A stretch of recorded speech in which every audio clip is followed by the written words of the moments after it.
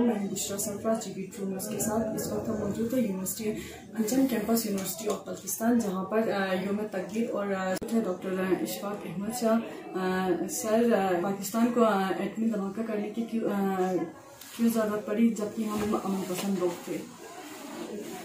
बिस्मिल्लाहिर्रहमानिर्रहीम, अस्सलाम वालेकुम, thank you very much. Pakistan अमन पसंद मुल्क है और हम अमन पसंद शहरी हैं। ये हकीकत अपनी जगह दुरुस्त है। हमें ज़रूरत इसीलिए पड़ी कि हम अपने अमन पर किसी की बालादस्ती कायम नहीं होने देना चाहते और उस अमन को दरपेश जो भी खतरात हों उसका सामना करने के लिए हम अपनी तैयारी मुकम्मल रखना चाहते हैं।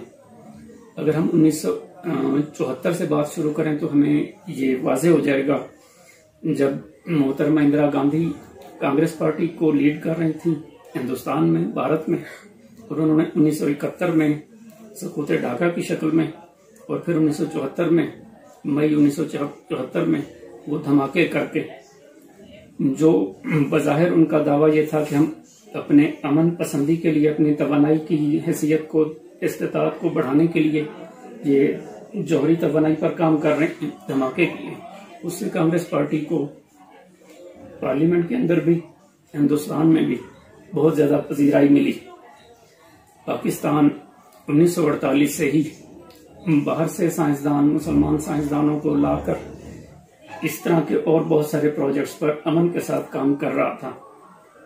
जब 1998 में दोबारा हिंदुस्तान ने ये जुर्रत की कि उन्होंने पहले वाले प्रोग्राम के साथ मिलाकर ये प्रोग्राम जौहरी धमाके करके, और अटल बिहारी वाजपेयी उस वक्त के वजीर आजम ने यह ऐलान किया कि अब हिंदुस्तान जौहरी मुल्क बन गया है, एटमी कंट्री बन चुका है।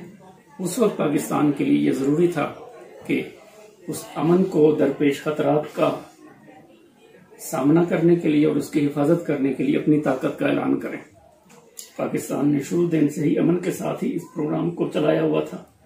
उस वक्त पाकिस्तान के साइंसदानों ने, फौजियों ने, सियासतदानों ने और सारी कौम ने, इंटरनेशनल मीडिया के मुताबिक कमोबेश 1.25 लाख अफराद इस सारे प्रोग्राम में मुलव्वस थे, शामिल थे। मुलव्वस में इन्वर्टेड कॉमर्स में कह रहा हूं। इस प्रोग्राम पर काम कर रहे थे। हमने फिर 28 मई से 30 मई तक 2 धमाके किए, जिनका नाम हमने चावी 1 और चावी 2 रखा।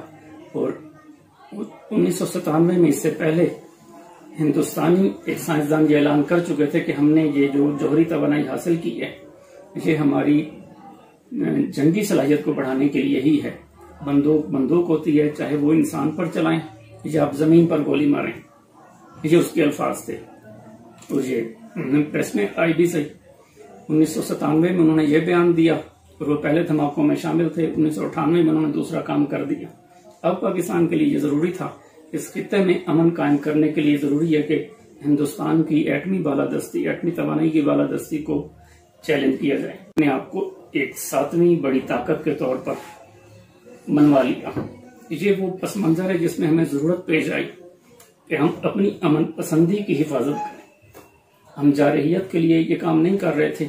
हमें अपनी अमन पसंदी के लिए जरूरी है कि हम अपनी ताकत को कायम रखें। Thank you so much sir, आपने हमें अपनी कीमती वक्त में से वक्त दिया और हमें योम तकबीर के हवाले से चंद बातें बताएं।